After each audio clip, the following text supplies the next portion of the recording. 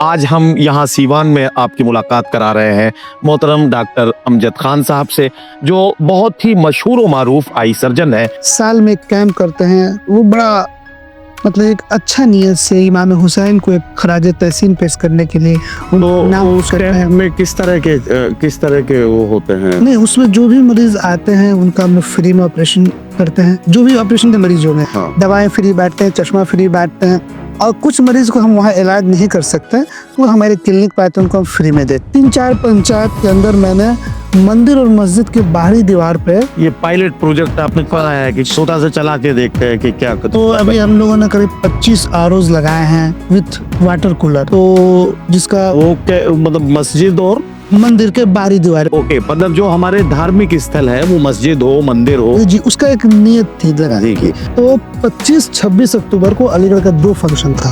अरे वाह। एक वाशिंगटन डीसी में ही था, एक तो नॉर्थ अमेरिकन अलुमिनाई डॉक्टर एसोसिएशन जो है, जिसमें काफी वाइस प्रेसिडेंट हमारे क्लासमेट डॉक्टर शम्स इफ्तिखार इकबाल है, जो यहाँ के हॉस्पिटल में बहुत बड़े डॉक्टर है। तो उन्होंने बोला कि यहाँ आ जाओ। फिर उस दिन मुशायरा भी था 26 अक्टूबर को। अरे वाह, मतलब तो सारे जो वहाँ का एएमयू के जो लोग थे वहाँ वाले, वो करवा रहे थे। और मैं समझता हूँ अली बिरादरी से जुड़े हुए बहुत अहम शख्सियत, जो बहुत सारे लोग एमएलए हैं, बहुत सारे एमपीज हैं। मुझे याद आता है जियाउर रहमान बर्क भी उसमें आए थे, नफीस आए थे उसमें, वो विधायक हैं। कुछ आईएएस भी, कुछ आईएएस भी, हाँ कुछ हाँ।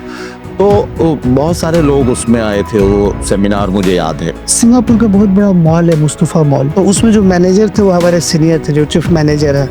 तो एक दिन में उनका भी मेहमान रहा। और मैं जब पहली बार इंडिया से बाहर गया, तो एक मेरा बहुत ही क्लोज फ्रेंड एमबीबीएस का था, डॉक्टर जरगान जिया, तो वो लंदन बर्मिंघम में था। अच्छा। तो उसने कहा कि अमजद आओ, तो हमने कहा कि वो बिल्कुल आखिरी दिन मुझे वीज़ा मिला था, जिस दिन मेरी टिकट थी, वीज़ा में लेट अप्लाई किया। तो वहाँ भी जिस दिन मैं बर्मिंघम में गया, तो वहाँ भी सोशल डे सेलिब्रेट हो रहा था, 12 सितंबर का दिन था। अरे वाह। और एक छोटा सा मुशायरा भी था। तो मैं अपना जो बाहर का विजिट होता है ना, मैं इसी तरह से कोऑर्डिनेट करता हूँ कि सोशल डे हो। जैसे मैं जब दुबई गया, दुबई में पता है कि एएमयू उलमा एसोसिएशन 3 है, तो हमारा ये मंजर एक लड़का है, काफ़ी एक्टिव रहता है। अलीगढ़ में वाइस प्रेसिडेंट का इलेक्शन हो रहा है, उसमें अमजद भाई दुबई आई, तो मैंने कहा कि जब वो होगा उसी दौरान आऊँगा। अल्लामा इकबाल का एक शेर जो मुझे बहुत मुतासिर किया उस वक्त, कि तेरे नमाज को जाहिद कैसे कहूँ नमाज, तेरे नमाज को जाहिद कैसे कहूँ नमाज, वक्त सलाम काबे से फिर गया मुँह तेरा। वाह वाह वाह वाह। आज के डेट में जो भी अदब से जुड़े हुए लोग हैं, हिंदुस्तान के जो माहौल है उसमें मोहब्बत पैदा करें, नफरत वाली शायरी ना करें, जज्बाती शायरी ना करें, जोड़ने वाली शायरी।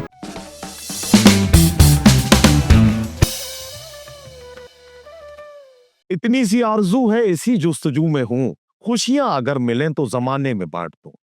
दोस्तों आदाब, मैं आपका दोस्त नदीम फर्रुख।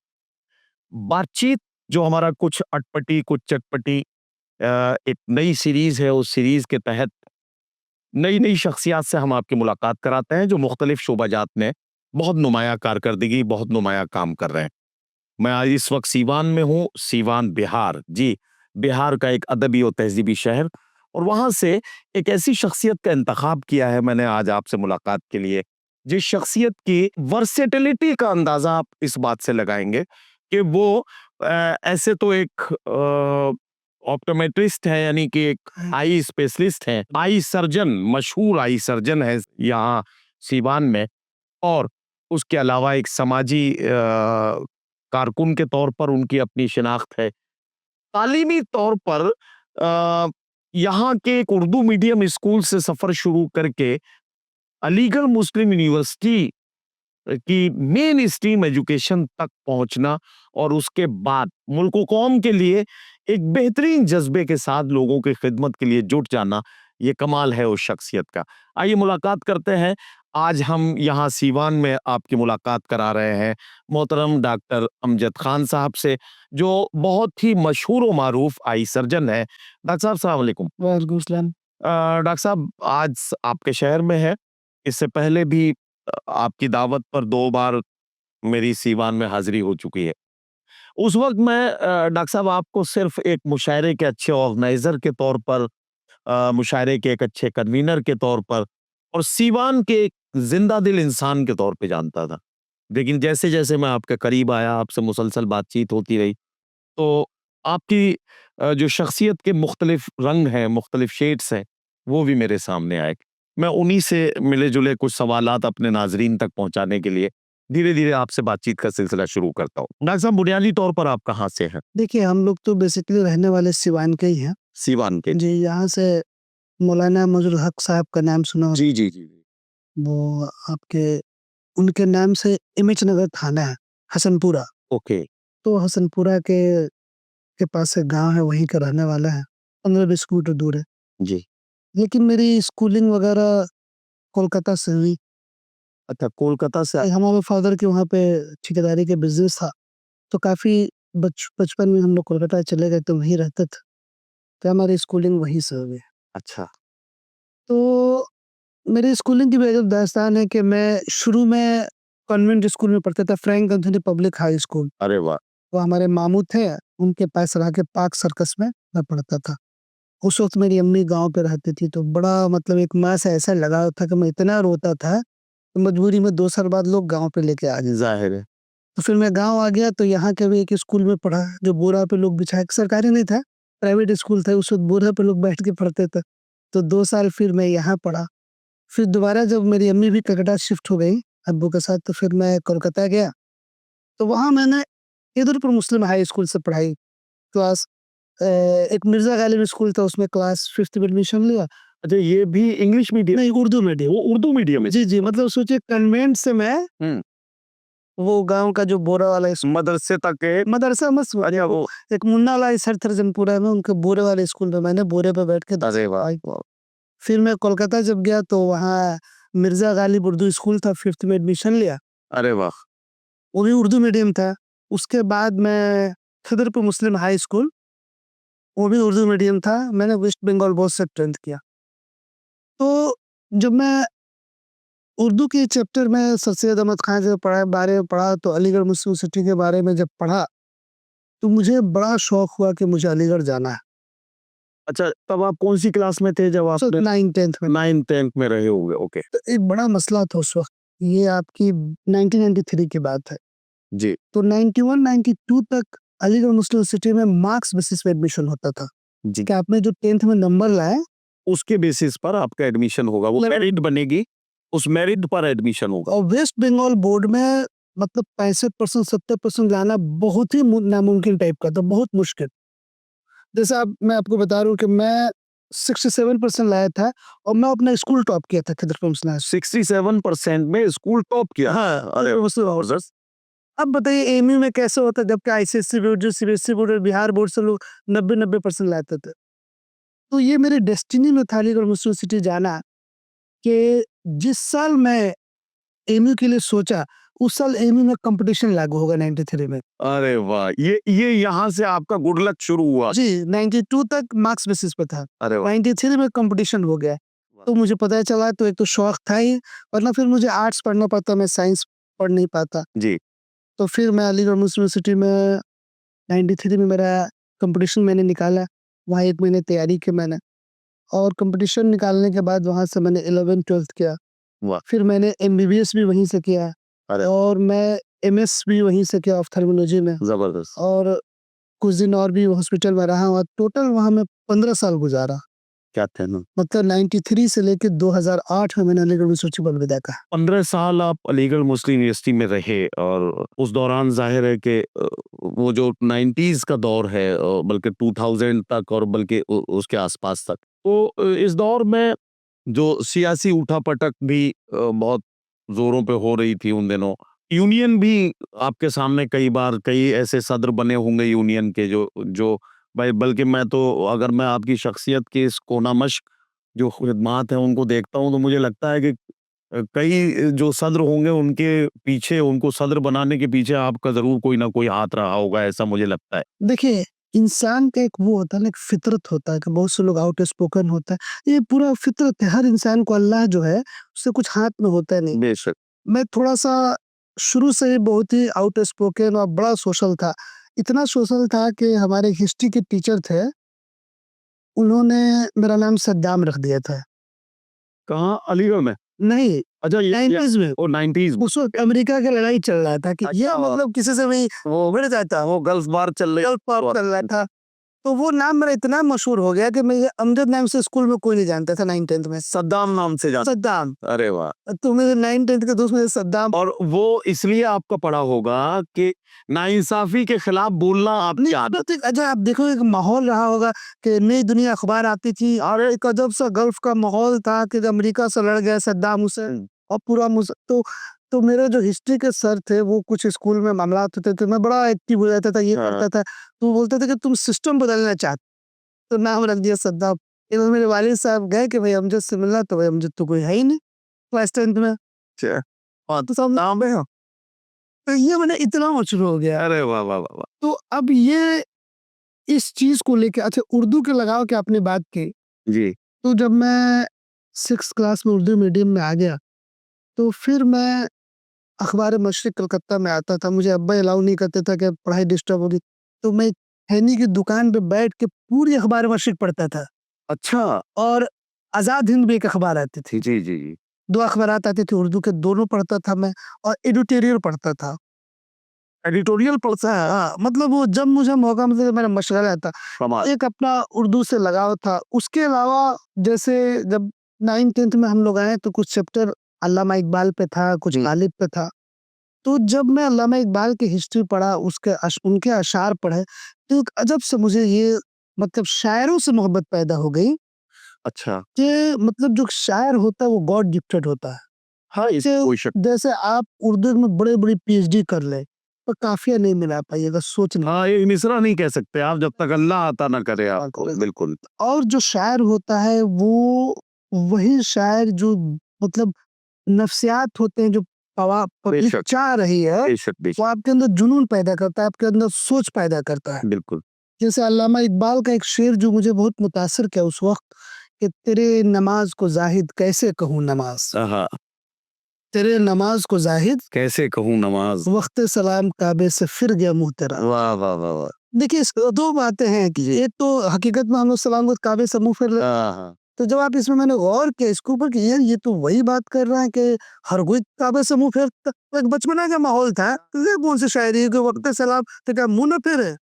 जब मैंने खुद ही गौर किया कि अल्लामा इकबाल जैसे आदमी ये शायर मैंने ये शेर क्यों कहा, तो मुझे समझ में आया कि कहने का मतलब था कि जब तक तुम नमाज के दौरान थे उस वक्त तुम अल्लाह की तरफ थे, काबे की तरफ। जब तुमने वालेकुम अस्सलाम व रहमतुल्लाह कहा, अपनी दुनिया के खुराफात में लग गए। तुम्हारी नमाज ने खुराफात से तुम्हें नहीं रोका।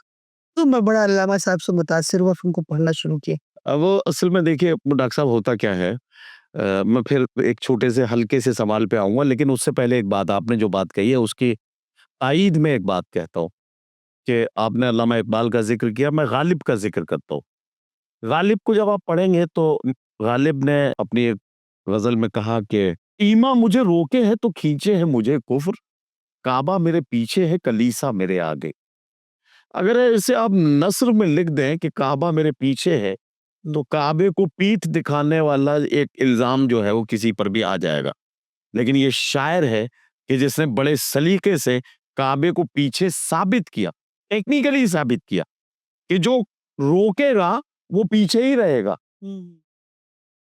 ईमा मुझे रोके है तो खींचे है मुझे कुफ्र खींचने वाला आगे होगा और रोकने वाला पीछे होगा तो ये है शायराना सलाहियत जिसमें शायर जो है तो एक आपका सवाल अधूरा रह गया था अलीगढ़ यूनिवर्सिटी के बारे में। तो जब मैं वहाँ 90s में गया तो उस वक्त वहाँ के वाइस चांसलर ये एमएन फारूकी साहब हुआ करते थे और यूनियन का एक अजब सा माहौल था। खालिद मसूद आरएलडी में है वो प्रेसिडेंट जीते थे। हमारे सिवान के मिराज भाई थे काजी मोहल्ला के, वो वाइस प्रेसिडेंट थे और जमशेद जनरल सेक्रेटरी बने थे। तो थोड़ा बहुत हम लोग चूंकि उस वक्त मेडिकल निकालने का जुनून था तो थोड़ा हम लोग उस वक्त पढ़ाई पे ज्यादा ध्यान देते, थोड़ा बहुत एक्टिव रहे और कम, लेकिन एक जुनून था पहले मेडिकल निकालना है। उसके बाद महमूदुर रहमान आईएएस आए तो उन्होंने आके यूनियन को बंद कर दिया और गोली भी लड़कों पे चलवा दी। महमूदुर रहमान साहब ये वही है ना जो कश्मीर में पोकर में थे और उसके बाद हाँ प्रमोद महाजन के पर्सनल सेक्रेटरी बने थे और फिर बॉम्बे मर्केंटाइल बैंक के भी चेयरमैन बने थे। तो बड़े सख्त आदमी थे, तो उन्हें लड़कों पे गोली भी चलवा दी थी, 2 लड़कों का इंतकाल हो गया था। तो उस वक्त मैं मेडिकल की तैयारी कर रहा था। एक एक वक्त बड़ा कीमती था मेरा, लेकिन दिल नहीं माना। हम लोग दिल्ली गए एजुकेशन करना, और इंद्रजीत गुप्ता उस वक्त होम मिनिस्टर हुआ करते थे, जी। और चंद्रशेखर जो सिवान के रहने वाले थे, जिरायदही के, वो स्टूडेंट यूनियन के प्रेसिडेंट हुआ करते थे जेएनयू को। अच्छा। तो जेएनयू वालों ने हम लोगों को, अलीगढ़ वालों को लीड किया। हमारी यूनियन तो डिसॉल्व हो चुकी थी। तो फिर उस वक्त पहली बार हमने देखा कि पानी का फव्वारे भी खाया जाता है पार्लियामेंट हाउस और में। तो एक वो जो जज्बा था ना, फिर जब मेडिकल निकालना है तो फिर आदमी दब के पढ़ने लगता था। तो वो, तो ये चलता रहा। फिर मेडिकल निकलने के बाद एक सुकून सा हो गया मेडिकल कॉलेज में कि चले भाई अब तो मतलब एमबीबीएस में एडमिशन हो गया, वो भी लाइक अलीगढ़ मुस्लिम यूनिवर्सिटी से बड़े इंस्टीट्यूट में। तो एक दिमागी तकवीत मिली। जी। अच्छा, एक और बहुत, अब मैं, जो भी मेरे दोस्त स्टूडेंट अलीगढ़ मुस्लिम यूनिवर्सिटी यूनियन के रहे बाहर के, तो वो इस बात को बड़ा अप्रिशिएट करते थे मेरे लिए, जो मेरे लिए बहुत काम करता है, कि बहुत सारे लड़के मेडिकल में निकालने के बाद थोड़ा सा रुआब में आ जाता है। ये होता है जी। बड़ी यूनिवर्सिटी में जहाँ आर्ट्स फैकल्टी है, सब कुछ है, और मैं एक वाहिद बंदा था जो सब बोलते थे कि तुम बिल्कुल भी नहीं बदले, वही कभी स्लीपर पे ही निकल जाना, जो जैसे ताल्लुकात थे, मेरा आधा टाइम तो शमशाद में गुजरता था। तो उसका मुझे ये हुआ कि मेडिकल में किसी लड़के को चोट लगती, दिखाना होता, बोले अमजद कहाँ हो, आके दिखवा दो। अरे वाह! थोड़ा-सा हल्का-फुल्का सा एक सवाल करता हूँ। आपने बड़ा संजीदा टॉपिक्स को, एएमयू के बड़े संजीदा मामलात को सामने रखा। मैं एक हल्का-सा सवाल करता हूँ। अलीगढ़ में जो नुमाइश का मुशायरा होता था, या जो कैनेडी का मुशायरा होता था, या जो कन्वोकेशन में मुशायरा होता था, यूनियन के या ओल्ड बॉयज़ के मुशायरे भी होते रहते थे इस तरह के। अलीगढ़ के तलबा का एक ख़ास अपना एक, उनका अपना एक रंग है, टोपी की आवाज़ का उठना, और वो जो मतलब मुझे याद है कि एक मुशायरे में सीटी बजना शुरू हो गई तो पता चला कि पूरे पूरे पंडाल पे सीटी की ही आवाज़ आ रही थी। ये अ, इसके बारे में कोई ख़ास वाक़या ऐसा हो जो आपको अभी तक याद हो? आप 12-13 साल वहाँ रहे, नहीं, देखिए मैं आपको कोई ना कोई दिलचस्प वाक़या होगा? मैं आपको बता रहा हूँ। पहला मुशायरा जो एमयू का हम लोगों ने देखा था उस वक्त, बताए ना, खालिद मसूद प्रेसिडेंट बने थे। ये आपकी शायद 94-95 की बात है, और मेराज भी वाइस प्रेसिडेंट थे। यूनियन ने मुशायरा कराया एथलेटिक्स ग्राउंड में, जी, जी। और काफी बड़ा मुशायरा आया था। आज मुझे याद है, अना दहलवी आई थी, अच्छा। और अब समझते हैं लोगों ने, अपना अलीगढ़ तो आप समझते ही हैं, अना दहलवी आई थी, मिराज फैजाबादी थे। अब वहाँ निजामत जो है, एक आपके हेल्थ सर्विस में एक डॉक्टर साहब हैं, देखिए मैं नाम उनका मिस कर रहा हूँ, वही निजामत क्या करते थे। उस वक्त हम लोग काफी जूनियर रहते थे, उसका मुशायरा बंद हो गया क्योंकि Mahmud Rahman university union banned कर दिया। यूनियन को डिसॉल्व कर दिया, उन्होंने ख़त्म कर। लेकिन फिर ऑलमोस्ट 8-10 साल बाद 2004 में, जब मेरा मेडिकल का दोस्त बेडियर नसीम अशरफ, जिसको मैंने इलेक्शन लड़वाया था, बताइए, जैसे होता है कि कोई इलेक्शन लड़ता है, तो एमयू में तो पार्टी पॉलिटिक्स पे इलेक्शन होते नहीं है, एक ग्रुप होता है, एक समूह, हाँ, वो आपके सपोर्टर्स कैसे हैं इस तो पर? हम लोग ही ना इलेक्शन लड़वाया था, नसीम अशरफ बन गया प्रेसिडेंट। तो बोला, हमने कहा कि भाई नसीम मुशायरा कराना है, और किसी वजह से मैं कोलकाता घर चला गया था, तो मैं आया तो मैंने लिस्ट देखी, तो सब शायर थे। मैं राहत इंदौरी साहब का बड़ा फैन हुआ करता था, जी। तो राहत साहब का नाम नहीं था।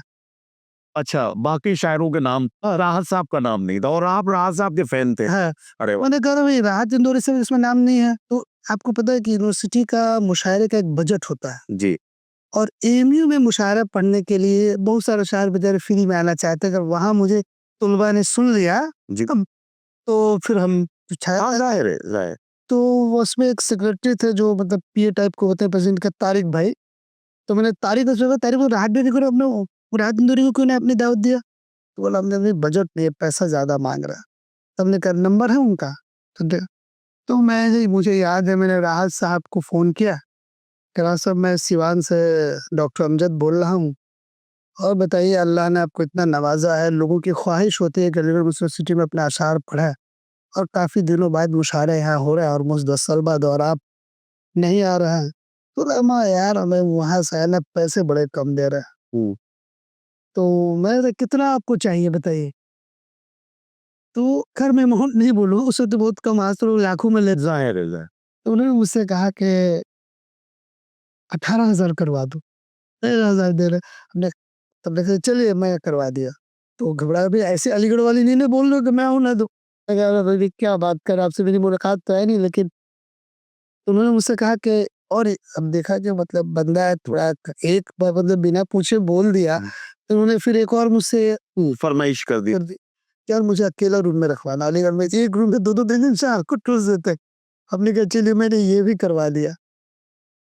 तो राहत साहब जिंदा-दिल आदमी थे। जब वो मुशायरे में आए, तो मजमा देखा वो ज़माने बाद मुशायरा हुआ था एथलेटिक्स ज़ाहिर है। मुझे लगा कि 20,000 लोग हो गए पूरा एकदम ज़बरदस्त। अब मुझे पकड़ा कि यार मुझे मिर्च में कड़वा कर हमने कहा हाथ भाई ये तो मुझे नहीं पता। मैं बोलता हूँ जो नाज़िम मुशायरा था मैंने कहा कि बोला अमजद भाई मेरे जान लोगे आप? हाँ, हाँ। ये मैं इनको पढ़ा दूँगा। तो हमने कहा भैया बच्चे कल कहीं नहीं जाने वाले हैं। जी। मैं प्रेसिडेंट से बात किया हूँ नसीम अशरफ साहब से, कल छुट्टी रहेगी। अगले दिन संडे नहीं था, जी। यूनियन कल छुट्टी अनाउंस करवाएगी। जी, जी। आप राहत साहब को पढ़वा दो। तो राहत साहब बिल्कुल जब मजमा अपने उरूज पे था, तो माइक संभाला उन्होंने। तो आपको जैसा आपने सिटी की बात की ना, हुँ। तो किसी ने कुछ कमेंट उठबाजी किया बड़ी तेज। अच्छा सामने से कोई कमेंट हाँ, कमेंट आ रहा है सब। तो राहत साहब इतने हाजिर जवाब थे कि जैसे आपको बता दूं कि आप लखनऊ में रहते हैं, हम लोग सिवान में, तो हर शहर में एक एरिया होता है कि जहाँ पे थोड़ा सा टुच्चे किस्म के लोग रहते हैं। जैसे अलीगढ़ में एक एरिया है जमालपुर, जी, जी, जी। कि जज अगर कोई चोर पकड़ा के आता है तो देखते हैं, ऐसे जमालपुरी तो नहीं है, तो 70-75 लोग जमालपुरी निकल आते हैं। जी। जनरल मुस्कुराता है। तो ये बात यूनिवर्सिटी के बाद यूनिवर्सिटी के बाहर करी है जमालपुर। तो किसी ने कमेंट में राहत साहब ने कहा कि कुछ अरे भाई देख रहा कुछ जमालपुरी आके बैठते हैं क्या? और वो जो ताली बजी है जो लोगों ने एंजॉय किया। और राहत साहब वो जिंदा दिल आदमी थे। फिर एक गोपालगंज में ये 2021-22 की बात है कि एक साहब मुशायरा रिहर्सल कराए थे कि भाई राहत साहब को बुलाना है। दिसंबर का महीना 25 दिसंबर। तो मैंने राहत साहब को फ़ोन किया तो उन्होंने कहा भाई मैं इतना गोपालगंज सफ़र नहीं कर सकता। तो हमने कहा पैसा इश्यू नहीं है जितना बोलिएगा दूँगा। और मैं वही डॉक्टर अमजद हूँ, याद है आपको? तो उन्होंने रिकॉल कर दिया और वो मुशायरे में याद आ गया। अच्छा खैर याददाश्त हाँ, की बहुत अच्छी थी। मैं ज़रूर आऊँगा। और राहत साहब आए और बड़ा मतलब नवाज़ा। तो ये एक मैं इंसिडेंट्स बता रहा हूँ। ये खैर बहुत दिलचस्प वाक़यात हैं अलीगढ़ के आपके। अच्छा डॉक्टर साहब मैं यहाँ देखता हूँ कि आप एक आई सर्जन के तौर पर बहुत मसरूफ़ हैं आपके क्लिनिक में और ज़ाहिर है कि आपके मरीज़ों की बड़ी तादाद रहती है। उसके बावजूद भी आप समाजी खिदमात के लिए वक़्त निकाल लेते हैं। Al Jilani educational and social welfare society एक आपका एनजीओ है, जिसके तहत आप बड़ी समाजी खिदमात यहाँ अंजाम दे रहे हैं। जिसमें हेल्थ कैंप्स हैं, एजुकेशन कैंप्स हैं और मुख्तलिफ अभी पिछले दिनों मैं आपकी आर&डी कर रहा था जब तो मैंने देखा आपके बुलावे पर एक आरओ सिस्टम का इनॉग्रेट करने के लिए शायद गवर्नर बिहार आपके बुलावे पर और आपकी दावत पर वो आए थे। तो मैं आपकी वो जब समाजी खिदमात देखता हूँ तो मैं ये देखता हूँ कि एक मसरूफ़ तरीन डॉक्टर समाजी खिदमात के लिए वक़्त कैसे निकालते हैं? देखिए ऐसा है ना कि ये जो एक समाज में सेवा करने की जो मेरे अंदर ख्वाहिश और इंस्पिरेशन मिला वो अलीगढ़ मुस्लिम सिटी का देन है। अच्छा। मैं आपको बताया ना कि जब मैं लड़कों से सोशलाइज़ हुआ, तो पूरे यूनिवर्सिटी के लड़के मुझे फ़ोन करते थे मोस्ट ऑफ द कि अमजद भाई मुझे ये दिखवा दो, ये टेस्ट करवा दो। एक अदब से खुशी मिलने लगी किसी के जैसे लंबी लाइन लगती है मैं बोल दूँ तो भाई साथ का लड़का है। जी। तो उसमें क्या हुआ कि जो डॉक्टर्स थे उनसे मेरे रिलेशन अच्छे बन गए और डिफरेंट डिपार्टमेंट के सीनियर से जूनियर से। तो अलीगढ़ से निकलने के बाद मैं साउथ इंडिया में करीब 2 साल रहा। करूर, सेलम, नमक्कल, कोयम्बतूर आई मैं थोड़ा हाथ साफ करने। फिर मैं 1 साल विशाखापट्टनम के पास भी रहा। मैं चाहता तो मेरे बहुत सारे जो मेरे क्लोज़ सर्किल के फ्रेंड्स थे, वो यूएस में, यूके में बाहर चले जाते हैं। या फिर मेरा कलकत्ता में अपना स्कूलिंग हुआ, मेरा अपना घर है खुद का, मैं कलकत्ता में प्रैक्टिस शुरू कर सकता था। लेकिन मैंने कहा कि मैं ऐसी जगह जाऊँगा जहाँ मैं खिदमत कर पाऊँ लोगों की। अच्छा ये सवाल तो मेरे ज़हन में था कि आप जैसा मशहूर और कामयाब आई सर्जन अगर किसी बड़े शहर में होता, तो ज़ाहिर है कि अपना एक बहुत कामयाब हॉस्पिटल और वो बना के और बड़े लेवल पर ज़ाहिर है कि बहुत पैसा भी कमा सकते थे और बहुत आप काम कर सकते थे। आपने सीवान को क्यों चुना? देखिए, मैं तो अपना फर्स्ट जनरेशन डॉक्टर हूँ, मेरे फैमिली में कोई डॉक्टर है नहीं, मेरा फैमिली बिज़नेसमैन फैमिली है। तो फिर नहीं, मैं खिदमत की कि अपने लोगों का खिदमत की जाए, क्योंकि उस वक़्त जब मैं कभी छुट्टियों में आता था, देखता था कि यहाँ से लोग नेपाल जा रहा है और इलाज के लिए। आँख के, खासकर आँख के इलाज के लिए। आज भी लोग नेपाल जाते हैं। तो एक उस वक़्त पैदा हुआ कि भाई नेपाल जाते हो तो क्यों नहीं हम यहाँ पे करें, कुछ लोग रुक जाएँ, यहीं पे खिदमत दे दिया जाए। क्योंकि आप सोचिए नेपाल एक छोटी कंट्री है, एक बड़ी कंट्री से लोग छोटे कंट्री जा रहे हैं, माहौल बना हुआ है। तो ये दिमाग में एक ट्रिगरिंग पॉइंट था जो सोच आई। तो क्यों नहीं भाई हम करेंगे तो लोग नेपाल नहीं जा पाएंगे, आप लोगों की खिदमत की जाए। तो इस सोच से मैंने अपना सिवान में प्रैक्टिस शुरू किया। और आपने जहाँ तक अल ईरानी हेल्थ एंड वेलफेयर सोसाइटी के बारे में बताया, तो कोई भी एनजीओ संस्था आप अकेले नहीं चला सकते हैं। अच्छा, आप अल इलानी हेल्थ एंड वेलफेयर सोसाइटी के जरिए आप किस किस तरह की खिदमात समाजी ये देखिए, जैसे हम लोग कैंप तो डिफरेंट करते ही हैं। फिर एक वसी जाफरी साहब हैं अलीगढ़ के, वो एक उन लोग के एक एनजीओ है। अभी आपका हुसैनी आई कैंप जी, जो हर साल इत्तेफाक से आज ही था वो। जी जी तो हर साल हम लोग हुसैनी आई कैंप भी करते हैं, जिसमें इमामिया इंटरनेशनल मेडिक्स एक एनजीओ अलीगढ़ की, जो लखनऊ, भोपाल, दरभंगा, हिंदुस्तान के डिफरेंट कंट्रीज में करते हैं। उनसे हम लोग मिल के साल में एक कैंप करते हैं। वो बड़ा मतलब एक अच्छा नीयत से इमाम हुसैन को एक खराज तहसीन पेश करने के लिए तो नाम उस करते हैं। कैंप में किस तरह के वो होते हैं नहीं, उसमें जो भी मरीज आते हैं उनका हम लोग फ्री में ऑपरेशन करते हैं। जो भी ऑपरेशन के मरीज होंगे, हाँ दवाएं फ्री बांटते हैं, चश्मा फ्री बांटते हैं। और कुछ मरीज को हम वहाँ इलाज नहीं कर सकते, वो हमारे क्लिनिक पे आते हैं, उनको हम फ्री में देखते हैं। इसके अलावा पिछले महीने भी हमने कैंप किया, अगले महीने भी कैंप है। आई कैंप के अलावा हम लोग डिफरेंट मेडिकल, जैसे हम लोगों ने पुलिस विभाग में भी कैंप किया है। और जैसा आपको पता होगा कि अच्छा मैं आपकी जब ये अल जिलानी की वेबसाइट और वो सब चीज़ देख रहा था तो मुझे वहाँ एक चीज़ की जानकारी वहाँ से मुझे मिली, कुछ सोशल मीडिया हैंडल से भी आपके मुझे मालूम हुआ कि मेदांता जैसे बड़े हॉस्पिटल्स जो हैं उनके साथ भी आपका कुछ कोलैबोरेशन है। ये मैं बताने वाला था आपको कि मेदांता गुरुग्राम, मेदांता नोएडा और मेदांता पटना, अभी 3 से हमारी एनजीओ इम्पैनल है अच्छा कि या तो हमारे एनजीओ का कोई मेंबर या उनके 3 फैमिली मेंबर्स, या हमारी एनजीओ किसी को भी रेफर करे जिसको नीडी समझे, तो मेदांता डिफरेंट डे में ऑलमोस्ट 15% डिस्काउंट देगा। अच्छा आईसीयू में भी देगा, मतलब जो पैकेज वाला उसको छोड़ के ओपीडी के फीस में भी देगा रूम, जबकि मेदांता ₹1 छोड़ता नहीं है।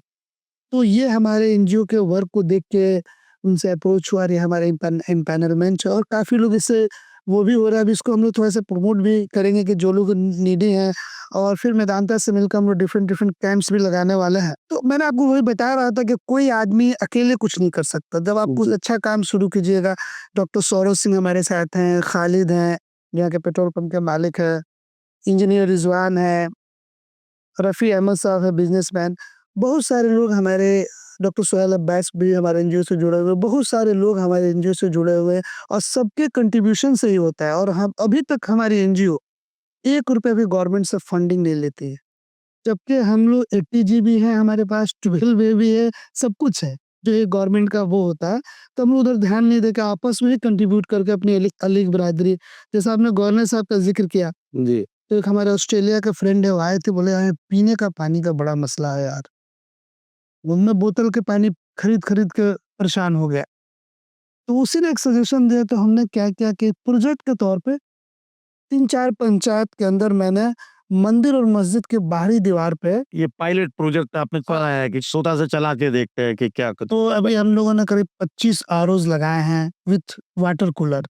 अच्छा तो जिसका वो मतलब मस्जिद और मंदिर के बाहरी दीवार, ओके मतलब जो हमारे धार्मिक स्थल है वो मस्जिद हो मंदिर हो। जी, उसका एक नियत थी लगाने जी की जी कि जैसे बिजली भी आसानी से मिल जाएगी, ओके मेंटेनेंस भी हो जाएगा।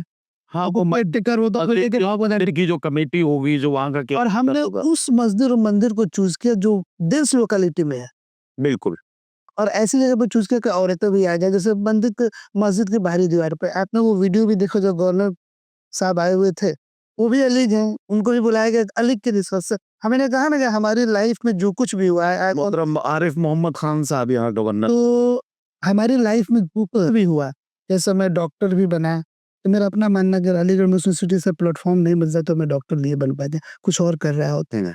तो ये अलीग बरादरी और अलीग का एक अपना जज्बा है जिसकी वजह से हम लोग कुछ भी कर पाते हैं। तो ये प्रोजेक्ट के तहत तो शुरू किया, अभी मुझे 1 साल देखना है, अगर वो प्रोजेक्ट कामयाब हुआ तो और मैं जगहों पर और जगहों पे भी उसको हम लोग शुरू करेंगे। उसके अलावा हम लोग कंबल बाँटते हैं, लेकिन उसको हम लोग फ़ोटोग्राफ़ी वगैरह नहीं करते हैं। ये अच्छी मतलब बात वो रिक्शा पुलर का जाके रात में बाँधते हैं, बाँट के वो सब लोग आपस में कंट्रीब्यूट करके जितने लोग हैं। और एक चीज़ मैं आपको याद दिलाऊँ कि एक जगह हम लोग कंबल ज़रूर देते हैं, जो थाने में हाजत होता है, हुँ। क्योंकि वहाँ पे बहुत सारे कैदी को चोर जैसे कोई पी के ही आ गया, इंसान ही है भाई, पकड़ के लाया और हाजत में डाल दिया गया, रोड से पकड़ के लाया, मारपीट कर रहा था। तो इमीडिएट 1 दिन तक तो घर वालों को पता ही नहीं चलता है, तो बेचारे ठंड में कँप-कँपाते रहते हैं। तो हम लोग हर साल कंबल देते हैं ठंड में। हाजत में 4 कंबल खवा देते हैं, फिर हर साल ये जो हमारे एरिया का जहाँ जिस थाने तक अप्रोच होती है। ये काम करते हैं प्लस खास तौर से। रमज़ान के महीने में हम लोग उन घरों को चूज़ करते हैं कि जहाँ पे लेबर क्लास के लोग हैं, जिनका वर्क मतलब जो सच में ज़रूरतमंद रमज़ान में जिसको वो काम नहीं कर पाते है।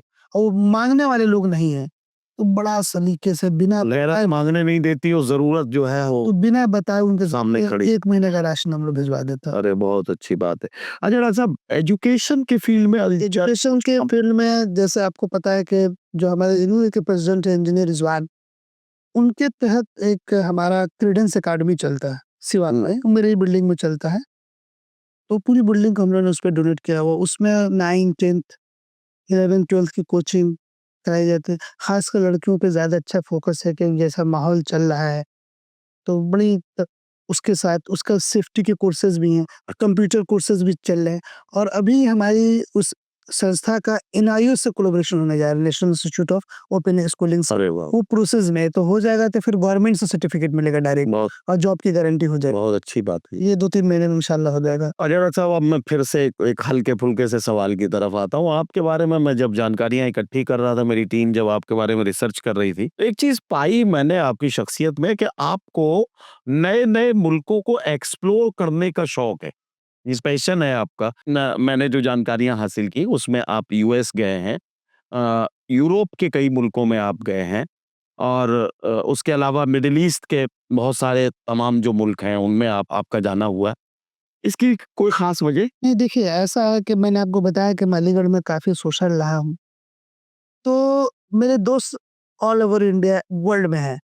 तो मैं अलीग बरादरी तो अलीगढ़ ज़ाहिर बरादरी, तो मैं कभी कहीं भी जाके मतलब वैसे नहीं कि अकेले घूम रहा हूँ। सिर्फ़ 1 बार 2 बार फैमिली के साथ गया हूँ। एक बार फैमिली के साथ दुबई गया, एक बार सिंगापुर गया था मैं।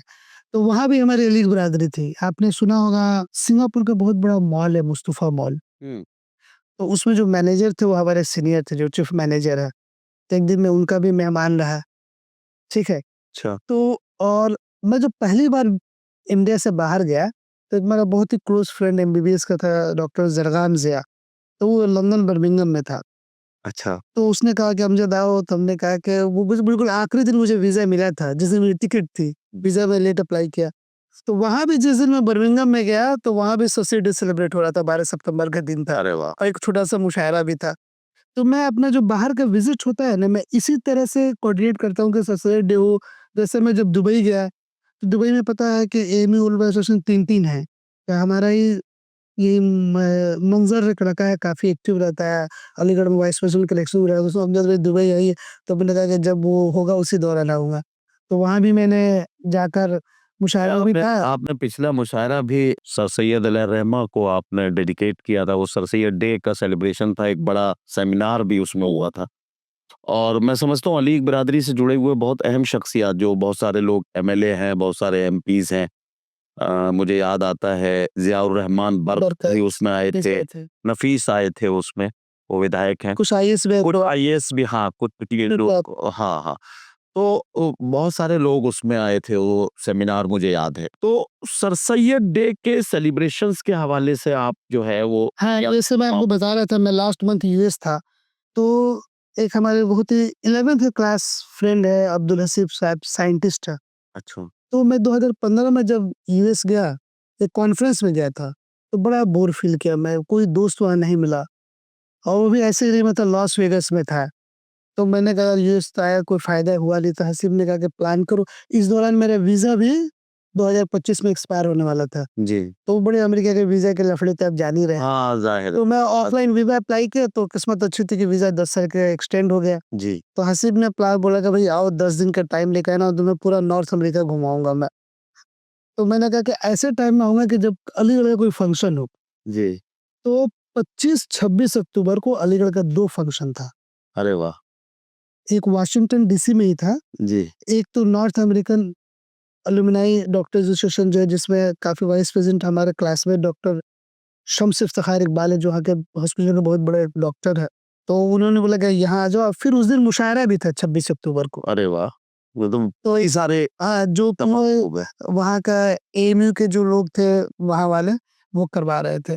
तो एक वही उनसे तो यार घूमने जाता हूँ तो अब आपके निशाने पे कौन सा मुल्क है कौन से देखिए मुल्क? 22-23 कंट्रीज तो मैं घूम चुका हूँ, जी और दुबई भी जा चुका हूँ, आपका सिंगापुर, मलेशिया अब और कौन से मुल्क में जाने का प्लान? ऐसे कोई प्लानिंग थोड़ी होता है। हाँ दोस्त, अब आप हम तो ये सोच रहे हैं कि जिस मुल्क को आप टारगेट कर रहे हो 3-4 शायर लेके आपके पीछे पीछे अटैची लेके चल पड़ेंगे। बहरीन चल रहा है, अगले साल बहरीन चलते हैं। हाँ तो कुछ बहरीन में काफी मेरे अच्छे दोस्त हैं, हाँ और कतर में काफी दिन से बुला रहे हैं। हाँ तो कुछ ऐसा करते हैं किया जाए। कि आपके साथ में 3-4 शायरों को लेके चलते हैं और वहां चल के फिर करते हैं कुछ ऐसी मोहब्बत भरी बातें। तो डॉक्टर साहब बहुत सारे मैंने आपकी जिंदगी के पहलू छूने की कोशिश। हाँ, मैं मुशायरों के बारे में बता रहा हूँ। जी वो जो 2005 से मुशायरा का सिलसिला शुरू हुआ, फिर मैं मेडिकल में लग गया। जब मैं 2011 में सिवान आया, तो जब मेरा हॉस्पिटल का 1 साल पूरा हुआ, तो फिर मैंने मुशायरा कराया, गजल नाइट कराई, जॉनी फॉस्टर को मैंने बुलाया। और आज जो मुशायरे की सदारत सिवान में अबरार अहमद कमर साहब कर रहे हैं, वो उस वक्त सिवान के डीडीसी हुआ करते थे। अच्छा हाँ, अब वो भी अली हैं। अरे वाह वाह वाह वाह और सलाउद्दीन साहब डीडीसी थे गोपालगंज के, जी तो दोनों को मैंने बुलाया और वो एक गजल नाइट कराई। फिर 2013 में मैंने एक बड़ा मुशायरा करा, जिसमें शबीना अदीब, जौहर कानपुरी और बहुत सारे लोग, जॉनी फॉस्टर, सब लोग आए। जी जी तो फिर क्या हुआ कि वो सिलसिला चल गया। चल पड़ा। तो कभी हम लोग लायंस क्लब के नाम से, कभी एमी ओल्ड बॉयज एसोसिएशन के नाम से, कभी किसी की शादी हुई अपने मेरे भाई का वलीमा, तो उसमें करा दिया। तो ये हर साल किसी न किसी बहाने से आप ये होता रहता है। अदब की महफिल जो है वो सजा। और हम उसमें ध्यान रखते हैं कि हमेशा एक सीनियर शायर को बुलाएं और 2 नए लोगों को हम लोग मौका दें, जी जी और एक बड़ा प्रोफेशनल तरीके से मुशायरा होता है। और अल्लाह हयात दिया है, हमारे दोस्त अहबाब जितने हैं जिनके मोहब्बतें कायम रहे, आप तो हर साल जो है, बात करते हैं। हर साल ये सिलसिला और मैंने आपकी चलता है। मोहब्बतों का अंदाजा तो उस बार लगाया था, एक बार सीवान का ही मुशायरा था और क्या शानदार इंतजाम थे, लेकिन मुशायरे से थोड़ी देर पहले बारिश शुरू हो गई और फिर सारे लोग वहां से 2023 का मुशायरा। ये और उस मुशायरे में फिर लोगों को वहां से आना पड़ गया और फिर वो मतलब सारे कपड़े भीगे हुए हैं लोग जो हैं। उसके बाद भी कि नहीं मुशायरा तो फिर भी होगा। तो वो जिस होटल में हम ठहरे हुए थे। रुपेश जी हमारे दोस्त हैं, हाँ हाँ और होटल के मालिक है, जी वो लायंस क्लब के प्रेसिडेंट हुआ करते थे। तो ये मोहब्बतें लोगों की, अपना अकाउंट खोल दिया, और आधे घंटे के अंदर वो ऐसा मुशायरा हुआ कि पैसा मुझे लगा कि मुशायरा में वो ग्राउंड में उतना अच्छा मुशायरा नहीं होता। वो जो और- है सीवान के जो तारीखी मुशायरे हैं उनमें एक है। और उस मुशायरे ने हिमांशु बाबरा को मतलब इतना मशहूर किया है। यकीनन जी जी जी। यकीनन मैं जो आगे उस मुशायरे का निजाम तो मुझे याद है वो बहुत सारी बातें। तो बहरहाल डॉक्टर साहब आपकी जिंदगी के बहुत सारे पहलू मैंने लोगों के सामने रखे हैं। आपसे एक बात जरूर जानना चाहता हूँ कि समाजी खिदमत के हवाले से, अलीगढ़ के ओल्ड बॉय के हवाले से आपने अपनी बहुत सारी बातें बताई हैं।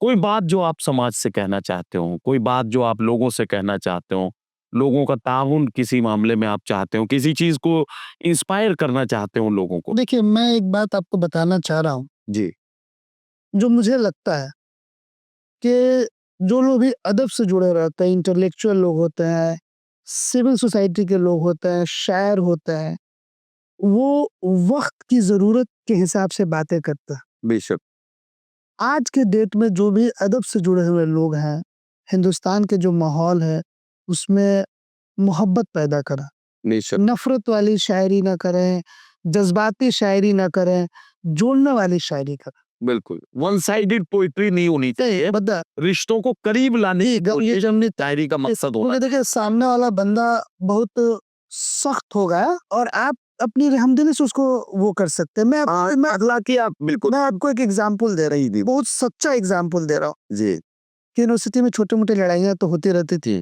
तो एक अपना बिहार का लड़का था और हमारे साथ एक लड़का रहता था नसीम अहमद हिटलर, जी जी तो वो बहुत ही मारपीट में आगे था। तो उसने आके बोला कि मेरा रूम पार्टनर जो है हमको बहुत तंग करता है और हमको बहुत ज़्यादा परेशान करता है। उसको जाके 2-4 हाथ मारिएगा, लेकिन उससे बात मत कीजिएगा। अच्छा हाँ, क्यों बात क्यों नहीं करनी अब हमेशा हम लोग को समझ में नहीं आया, मैं भी साथ चला गया। ये तब तक बेचारे को 2 हाथ लगा दिए इस बंदे ने। बिना बिना बात की हाँ, उसके बाद उसने कहा आप हमें कत्ल कर दीजिए, मेरी बात तो सुन लीजिए। हाँ अब वो जो लड़का उसको टॉर्चर करते थे, उसने इतनी अच्छी उर्दू और इतनी मोहब्बत और अखलाक से अपनी बात बताई जी कि हिटलर वो जब वापस आया तो इसकी बड़ी पिटाई की। उसको 2 मारा तो इसको 20 मारा। तुमने शरीफ बात करेगा मैं सब पिटवा दूँगा। अरे अरे वाह वाह वाह तो आप इससे सबक ये ले सकते हैं कि अगर सामने वाला बहुत सख्त भी है और आप सही हैं तो अपने लहजे के अंदर नरमी रखेंगे तो मामलात भी, क्योंकि आप क्यों उसको सख्त करना, हो सकता है कि आप बहुत सख्त बात उससे बोल रहे हैं, वो आपको तो जवाब नहीं दे सकता कि आपका गुस्सा किसी और मजलूम पे ना निकाल ले। बिल्कुल बिल्कुल दूसरी बात ये है कि सोशल मीडिया का ज़माना है, बहुत से लोग सोशल मीडिया पे ही फतह करते हैं।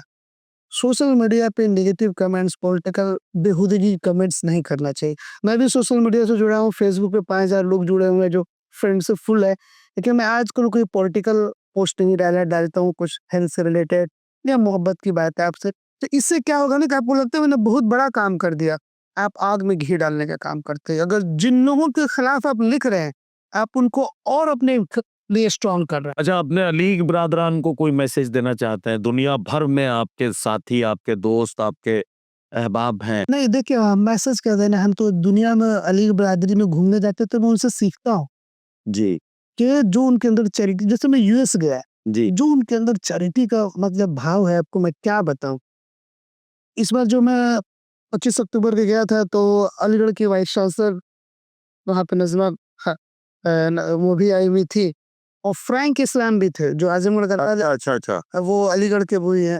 हाँ तो बिल्कुल उन्होंने, फ्रैंक इस्लाम ने यूनिवर्सिटी में ट्रॉमा सेंटर से लेके इस लेवल की चैरिटी कर रहे हैं लोग, और डॉक्टर शम्स वगैरह के आपको अंदाजा नहीं होगा, मतलब वो लोग इतना ज्यादा मतलब उसको एक फर्ज समझते हैं। इस बात का जिक्र अभी यूएस टूर से हमारे कुछ शायर दोस्त लौटे हैं जिसमें मैशर आफरीदी जी मैशर भी गए थे जी। मैशर आफरीदी साहब हैं मदन मोहन दानिश हैं जी इंडिया से ये 2-3 लोग गए हाँ, 2 लोग गए थे। तो अभी लौटे हैं वो कल ही मेरी उनसे बात हो रही थी तो उन्होंने मुझे बताया कि साहब यूएस में जो अलीग बिरादरी के लोग हैं जो अलीग हैं वो जो चैरिटी कर रहे हैं और जिस तरह का उर्दू जबान तहजीब इसके लिए जो कोशिशें कर रहे और हैं अपने लोगों के लिए। अमेजिंग है वो मतलब अब कमाल है वो और जैसे मैं आपको लंदन की बताऊं, डॉक्टर जरगाम हमारे दोस्त थे और बहुत अली के मेरे दोस्त हैं वहाँ भी। उन लोगों ने बर्मिंघम हॉस्पिटल में, जिसमें मलाला यूसुफजई का इलाज हुआ था, बहुत बड़ा हॉस्पिटल है बर्मिंघम का, मैं विजिट भी किया हूँ उस हॉस्पिटल में। तो उसमें उन्होंने ऐसा सिस्टम बनाया कि अलीगढ़ के लड़के जो पीजी नहीं कर पाता, वहाँ जाके रेडियो वगैरह में ट्रेनिंग ले लें और सर्टिफाइड, बिल्कुल वो एएमयू के देन है। उसमें कोई टेस्ट, कोई कंपटीशन नहीं पास करना है। जबरदस्त जबरदस्त तो जो लोग, हम लोग क्या, हम लोग तो कुछ नहीं कर पा रहे, उनके मुकाबले वो लोग बाहर कर रहे हैं। तो अली की बरादरी से हम लोग खुद इंस्पायर हुए थे, हम क्या मैसेज। नहीं नहीं मैं मतलब सिर्फ ये बात ये कह रहा हूँ कि यकीनन अली बिरादरी ने सर सैयद अलैहि रहमा से जो विरासत उन्हें मिली है और जो खिदमत का जज्बा मिला है बुजुर्गों से बड़ों से अपने सीनियर्स से और जो एक सीनियर और जूनियर का जो एक बाहमी ताल्लुक है उसके साथ जो जिस तरह की उनके अंदर जो सलाहियतें डाली गई हैं या ये कहिए अखलाकियात की जो कदरें उनके अंदर डाली गई हैं वो जो अलीगढ़ जी का जिक्र हो और सी ऑफ टी का जिक्र ना हो जी अलीगढ़ का जिक्र हो और सीनियर से लड़ झगड़ के चाय पीने का जिक्र ना अब हो देखिए, मैं बता रहा हूँ कि मैं जब अभी यूएस गया था, जी तो हमारे दोस्त डॉक्टर नहीं, साइंटिस्ट हैं, जी जी 11th में मेरे साथ बायोटेक किया, उन्होंने पीएचडी किया। बेचारे ने 10 दिन की छुट्टी ले रखी थी जी और उसी की गाड़ी से पूरा, मतलब समझे, Washington DC, Niagara fall, New York, new Jersey, Boston, ठीक है, और हार्वर्ड यूनिवर्सिटी पूरा उस घुमाया, और वो जज्बा के 1 रुपए खर्चा नहीं करने थे, घर में तुम मेरे मेहमान हो, ये और मतलब नहीं होता अलीग वाला। और मैं जैसे अली बिरादरी के बता रहा हूँ कि जो मामला है, तो मिजाज का एक शेर को अली बिरादरी फॉलो करती है कि जो अब्र यहाँ से उठेगा वो सारे सारे जहां में बरसेगा। और नदीम साहब, अब हम लोग अल्लामा इकबाल के एक शेर के साथ इसको खत्म जी। मुझे बहुत पसंद है कि जो शार जब शेर कहता है भले वो अपने पे कहे लेकिन समाज के लिए जाहिर है वो ऐसे ही होता है। कि इकबाल बड़ा उपदेशक है, मन तो बातों में मोह लेता है। आहा, इकबाल बड़ा उपदेशक है, हाँ मन तो बातों में मोह लेता है। गुफ्तार का गाजी बन तो गया, किरदार का गाजी। किरदार का गाजी बन ना सका। तो इसका मैसेज ये है कि हम लोग बात करने के ज्यादा काम करने पे बिलीव करें। बेशक। यही अल्लामा इकबाल का मैसेज हम लोगों के लिए था। मौलाना डॉक्टर साहब आपका बहुत शुक्रिया, आपका बहुत कीमती वक्त मुझे मिला और मैं आपकी मसरूफ तरीन जिंदगी को चूंकि समझता हूँ और ये वक्त इसलिए भी और ज्यादा मसरूफ है कि आज आपका कैंप भी था, फिर शाम को आज रस्म इजरा है मोहतरम अबरार अहमद खमर साहब की किताब का एक बड़ा मुशायरा है और आप उसमें बिल्कुल एक की पर्सन है।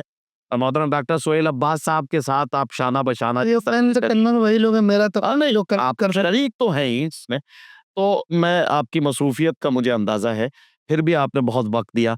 मैं अपने नाजरीन से पूछना चाहता हूँ कि डॉक्टर साहब से आपने जो बातचीत सुनी है, इसमें वो तमाम पहलू आपके सामने आए हैं कि मसरूफ जिंदगी के बावजूद भी समाजी खिदमत कैसे की जा सकती है, महरूमियों को खुशियों में कैसे बदला जा सकता है और नाउम्मीदी को उम्मीद की किरण में कैसे बदला जा सकता है। ये सब अंदाजा आपने जनाब डॉक्टर अमजद खान साहब से मुलाकात के दौरान ये महसूस किया होगा। अपनी राय जरूर दीजिएगा, आपकी राय, आपके रिएक्शंस और आपके कमेंट्स का इंतजार रहेगा। बहुत शुक्रिया। अगली किसी बड़ी शख्सियत के साथ फिर आपसे मुलाकात होगी, तब तक के लिए इजाजत दीजिए। अल्लाह हाफिज।